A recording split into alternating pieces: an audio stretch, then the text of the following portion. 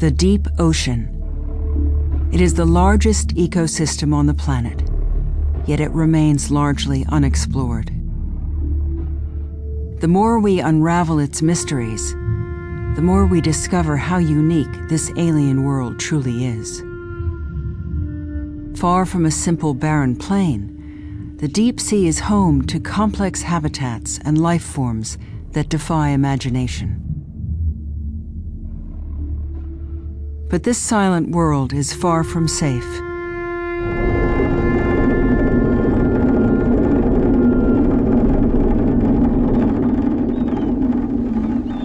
Having depleted fish stocks in shallow waters, industrial fishing fleets are now extending their nets into the deep. Trawlers lower nets the size of football fields into the water. Weighed down by huge steel doors and with large rollers at the front, they are dragged across the ocean floor. These trawls turn ancient habitats into wasteland. So as the trawls are dragged along the seabed, they basically crush and destroy marine life that's living attached to the seabed. You could liken it to clear-cutting rainforest to get at the small animals actually living amongst the trees. So it's an enormously destructive way to fish. In these cold and dark waters of the deep, life progresses at a different pace. These coral reefs have taken thousands of years to form. They are stable, yet fragile environments, unaccustomed to disturbance. Some of the fish living here are up to 200 years old. Their populations, as well as the habitats on which they depend, can be wiped out by the single pass of a trawl net. The bottom line is we're dealing with very fragile, very rich, very unique ecosystems, and ecosystems of which we know very little, and they're being destroyed by deep-sea fishing without a full understanding of what's even there to begin with, much less what the impact is. What this means is that fishing fleets effectively are mining many of these resources. And in fact, our observations have shown very little evidence of any sort of recovery of these ecosystems. Often all you see is just bare rock left behind. Within less than a decade, we could completely exhaust deep-sea fish stocks and destroy the unique habitats in which they live. And because many deep-sea environments exist on the high seas, it is up to the international community to take urgent action. In 2006, environmental organizations, scientists, and some politicians called for a global moratorium on bottom trawling in international waters to be established through the United Nations. Among them were the delegates of Brazil and the Pacific island state of Palau. The oceans have a major role in enabling our life on the planet. Biodiversity in areas beyond national jurisdiction is the heritage of mankind. So it's in the interest of my country and all countries in the world that this wealth of life not be destroyed. The Republic of Palau is based upon its relationship to the oceans.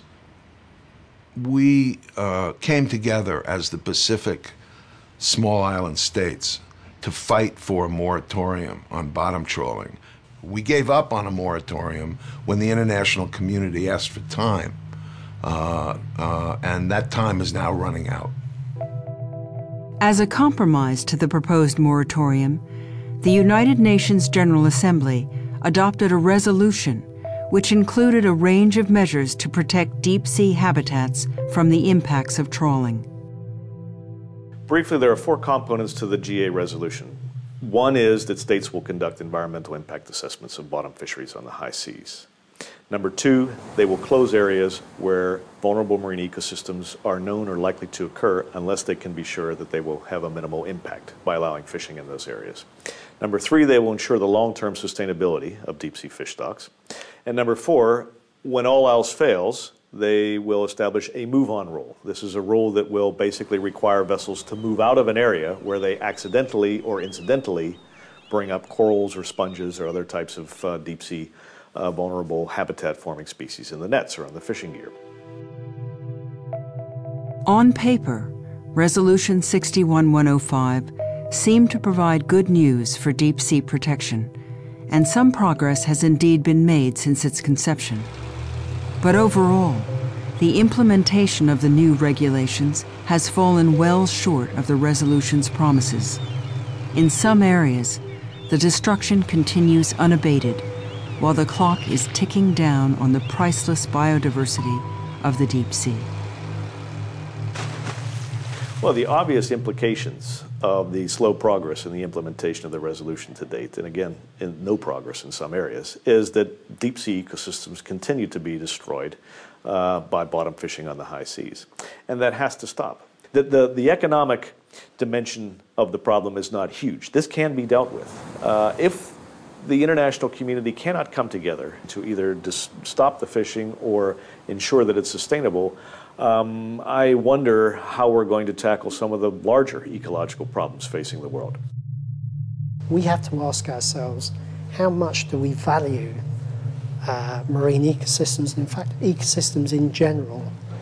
So seeing this procrastination, if you like, or the very slow progress of implementation of this UN resolution is not only very frustrating, but it's also very worrying in a much broader context.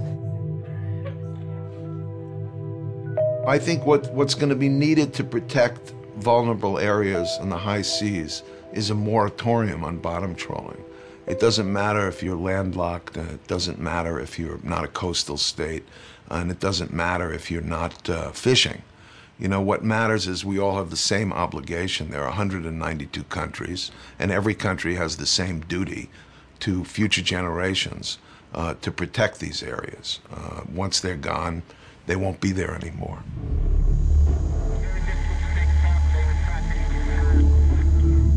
As technology enables us to probe further into the secrets of the deep, we are only just beginning to understand the vast importance of this ecosystem for planet Earth. Safeguarding the future of the oceans is vital to the health of our planet, on which we all depend. Time has run out. Governments must take responsibility now to stop the destruction of the deep sea.